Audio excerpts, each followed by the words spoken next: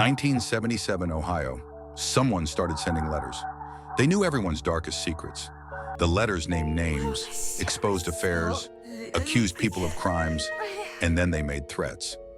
One man died after confronting the writer. A bomb was left on a school bus route.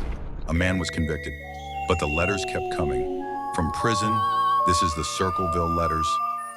Circleville, Ohio, a quiet town south of Columbus. Population, 12,000. Everyone knew everyone. In March 1977, anonymous letters arrived at homes and businesses across Circleville. No return address. The letters contained deeply personal information. Things only a neighbor or close friend would know. Affairs, financial crimes, domestic violence. The writer knew every dirty secret in Circleville, but one person was targeted more than anyone else. Mary Gillispie, a local school bus driver. The letters accused Mary of an affair with Superintendent Gordon Massey. They demanded she stop. End the affair or I will tell everyone, the letter said. I am watching you. I know everything. Mary initially kept the letters secret. She didn't tell her husband, Ron. She hoped they'd stop. They didn't stop. Writer sent Ron Gillispie letters detailing his wife's affair. One letter told Ron, catch them, kill them both. The writer escalated from exposure to incitement. The writer put up offensive signs along Mary's school bus route where children would see them. Phone calls too, anonymous, threatening, always about the affair. Total, relentless harassment. Who was the writer? In a town of 12,000, someone knew everything, but nobody knew who. The handwriting was analyzed. Block capitals, deliberate, disguised. The writer left no trace, no fingerprints, no DNA, no postmark analysis, narrowed the sender. Perfect operational security. Ron Gillispie was furious. He wanted to find the writer to end this. He began his own investigation. In August 1977, Ron received a phone call. He told his family, I know who it is. I'm going. He got into his pickup truck. He drove off into the night. He never came back alive. Ron Gillispie's truck was found crashed into a tree. He's dead. A gun was under his body. The gun had been fired once. At whom? At what? The bullet was never recovered. The coroner ruled it an accident. Ron's blood alcohol was nearly twice the limit. Case closed. But was it an accident? A drunk man crashes while chasing an anonymous letter writer with a gun? Ron was dead, but the letters didn't stop. They got worse. They targeted Mary directly. For 6 years after Ron's death, the letters kept coming, hundreds of them, each one more threatening. Then in February 1983, the writer escalated beyond letters, from words to weapons, from paper to steel. Mary was driving her school bus route. She spotted an obscene sign on a fence post about her daughter. She stopped the bus. She walked to the sign. She reached out to tear it down. The sign was rigged, a booby trap. A loaded gun behind it aimed to fire when the sign was pulled. Mary approached from an angle. The gun fired but missed her. A few inches difference and she'd be dead. A school bus full of children was parked 20 feet away. The writer had targeted a school route. Police traced the gun. The serial number had been filed off, but forensic restoration brought it back. The gun was traced to one person. Paul Freshour, Ron Gillispie's brother-in-law, Mary's own family. Paul Freshour. He'd been the loudest voices demanding justice for Ron's suspicious death. His estranged wife told police, Paul is the letter writer. He's been doing this for years. Freshour denied everything. He said the gun was stolen from his home. He said he was being framed. He's arrested, tried, and convicted of attempted murder. Sentenced to 7 to 25 years. Paul Freshour went to prison in 1983. Circleville writer behind bars, case solved. Except it wasn't, because the letters didn't stop. After Freshour's imprisonment, Circleville letters arrived. Same handwriting, details, threats. Letters were sent to Freshour himself, in prison, taunting him, telling him he'd never get out. Prison officials confirmed Freshour in solitary. No writing, no postal access. It's impossible. If Freshour was the writer, someone helped him from outside. An accomplice continued his work. If Freshour was not the letter writer, then an innocent man was in prison, and the real writer was free. For 11 years, 1983-1994, letters came from Freshour's prison, Impossible Mail. In 1994, Paul Freshour was released from prison. He'd served his full sentence, maintaining innocence, and the letter stopped. In 1994, the same year Freshour was released, no more letters. Ever. Was that proof he was the writer? Or proof that the real writer felt the mission was done? Timing, coincidence, or the most damning evidence? The debate never ended. Paul Freshour died in 2012. He went to his grave saying he was innocent of the letters. He admitted nothing.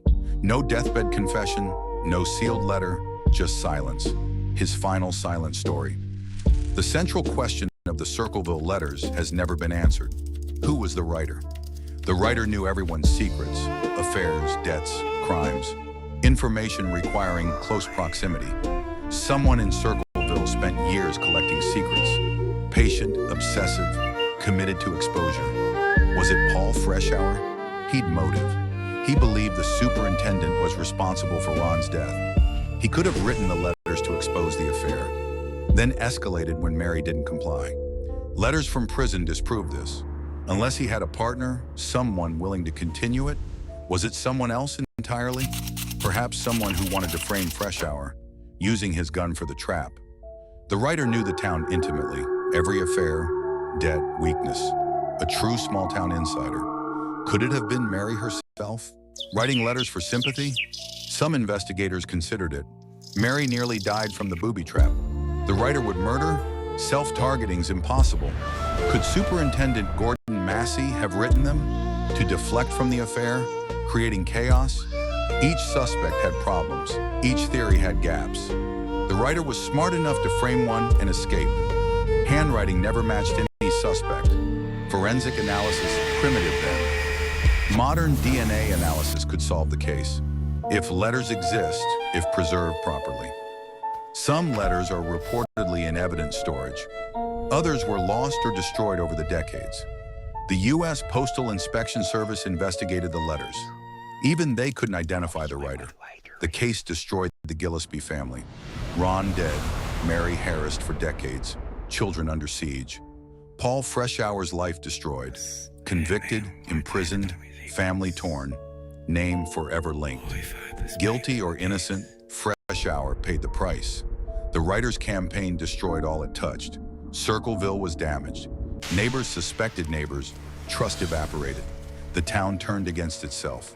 An anonymous letter's power is absolute in a small town.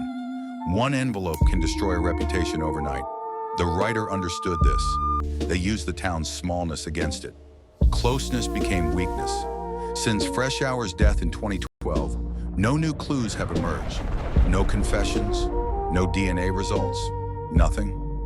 The Circleville writer is either dead or lives in Ohio, carrying the biggest secret in town. If alive, they've kept silent for nearly 50 years. The anonymous writer's discipline, total. They watched a man die, they built a bomb, they sent hundreds of letters, and they'd never caught. The Circleville letters are a story about the power of anonymity. One person terrorized an entire town. They used paper and ink to destroy marriages, end careers, and possibly cause a death. No internet, no email, no social media. Just a pen, an envelope, and a stamp. Old school terror. In 2024, anonymous harassment happens online.